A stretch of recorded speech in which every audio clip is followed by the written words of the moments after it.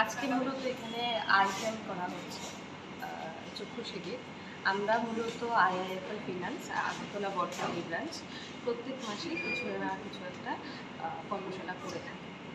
যারা গরিব আছে, যারা চোখ দেখাতে পারছে না, তারা যেন ফ্রি চিকিৎসা আমাদের এখানে দেখাতে পারে, তার জন্যই আজকে এই শিবির। এটা প্রত্যেক দিনই আর প্রত্যেক সময় করা হয়? প্রত্যেক মাসে আমরা কোনো না কোনো একটা কর্মশালা করি, কাউকে থেকে বস্ত্রদান বা গাছ লাগানো, হেলথ চেক আপ, এগুলো আমরা করে থাকি।